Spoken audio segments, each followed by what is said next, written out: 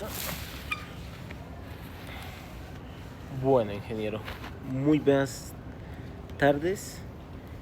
Vengo a presentar el último modelo que vimos el día de hoy. Mi nombre es John Alejandro Zuluaga Parra. Y pues voy a decir 5 estrategias que pues vimos ahorita en el modelo matemático de la clase. Bueno, en general los modelos de inventario probabilísticos en organizaciones reales. Bueno, entonces el taller que hicimos de cómo resolver matemáticamente el modelo del vendedor periódico, ese tanto para demanda continua como para discreta, pero digamos que la pregunta que de verdad importa es cómo se lleva esto a la práctica. Entonces digamos que por eso pues voy a compartir 5 estrategias de implementación en distintos tipos de empresa. Entonces, por ejemplo, voy a tocar ejemplos ya sean de retail, manufactura, moda y un par de sectores más. Bueno, para que veamos que el modelo no es una fórmula de tablero, sino pues una herramienta que se adapta a contextos muy distintos. Entonces, bueno, la estrategia 1, la identificación correcta de los costos del modelo o de los modelos en general.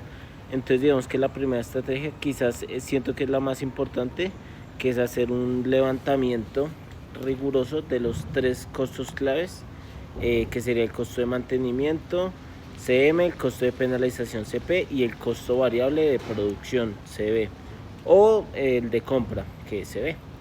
Ese digamos que suena obvio, pero en la práctica muchas empresas no tienen esta información, digamos que separada con muy buena calidad. Entonces, un ejemplo es en una tienda retail de electrodomésticos.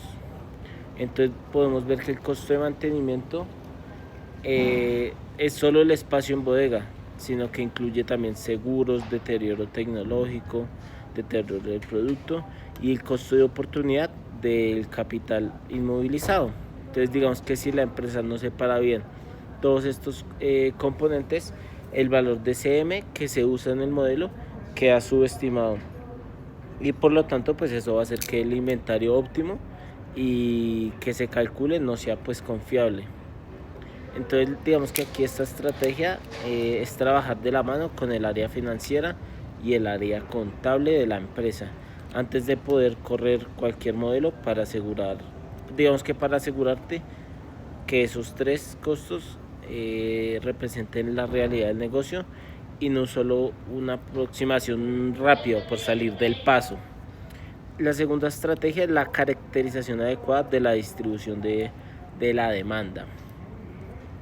Entonces digamos que la segunda estrategia tiene que ver con algo que vemos repetidamente en el taller y es la distribución de probabilidad de la demanda. Entonces pues debe ser conocida y eso no siempre es fácil de obtener. Entonces pongamos un ejemplo, pensemos en una empresa de manufactura.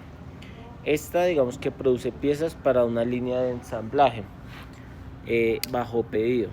Entonces ahí la demanda histórica suele tener un buen registro y se puede ajustar a una distribución, ya sea pues uniforme, normal o discreta.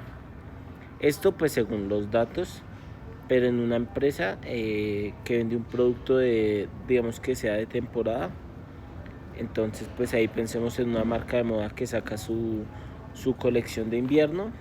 Entonces pues ya sabemos que la demanda va a ser mucho más volátil y depende de las tendencias, en ese caso clima, redes sociales, entre muchos otros factores.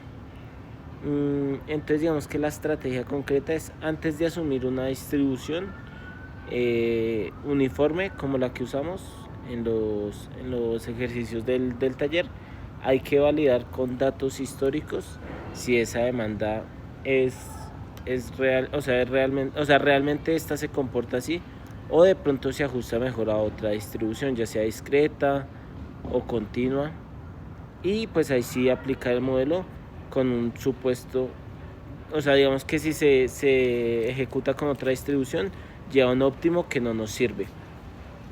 La tercera estrategia, diferenciar el tipo de consumo, ya sea instantáneo versus uniforme en el tiempo. Entonces digamos que la tercera estrategia es algo que también marcó la diferencia en nuestros cálculos del taller. Entonces pienso que hay que identificar si el consumo del producto en la organización es de pronto instantánea o uniforme en el tiempo, porque digamos que cambia también completamente la fórmula que debemos aplicar. Entonces aquí el ejemplo sería una tienda de moda que vende, digamos que una colección, nuevamente una colección de temporada. Generalmente la demanda se resuelve de forma práctica e instantánea. Entonces digamos que llega la temporada, el cliente compra y se acabó. Entonces ahí aplica el modelo de pronto discreto, con la razón crítica acumulada F de Y. Pero en cambio una empresa de manufactura que distribuye repuestos durante todo el periodo de varios meses, digamos que todo el año, tiene un consumo uniforme en el tiempo. Digamos que como vimos el ejemplo, nuevamente volvemos al taller, donde se necesitaba la fórmula con integrales para poder calcular las unidades o sea, las unidades mantenidas y penalizadas en promedio. Entonces confundir estos dos casos también pues nos lleva a errores grandes en la política de distribución. Así, esta estrategia es básicamente clasificar bien el patrón de consumo antes de elegir la fórmula. En la estrategia 4, esta debemos validar que se cumplan los supuestos del modelo. Entonces, digamos que aquí debemos revisar que se cumplan pues todos los supuestos que vimos, digamos que vimos en la clase. Entonces, para tener en cuenta que el costo de penalización, por ejemplo, sea mayor que el costo de la variable, que los costos sean conocidos y también constantes, y el costo de pedir sea tan bajo que se pueda considerar nulo. Entonces todos estos son supuestos que tenemos que asumir.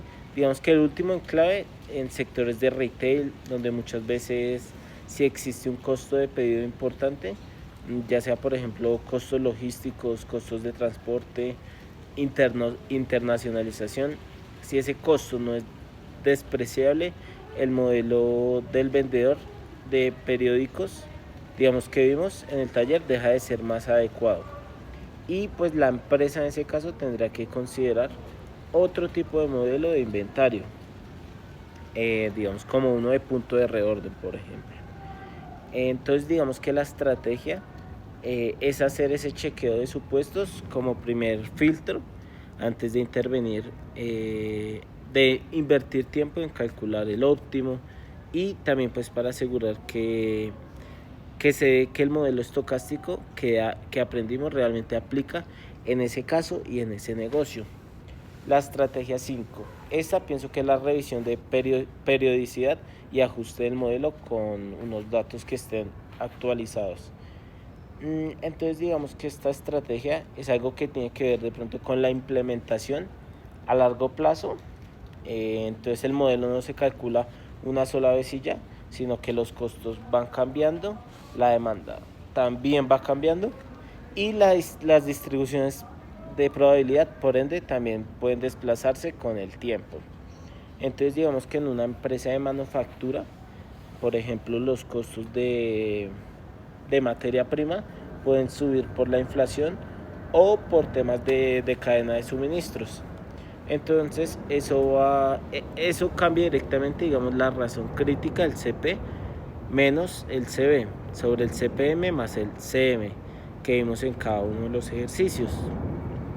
Entonces digamos que si no se actualiza periódicamente estos datos, la política de producción que se está usando ahora pues va a quedar desactualizada y la empresa va a terminar con sobrestock o con quiebres de inventario, sin inventario.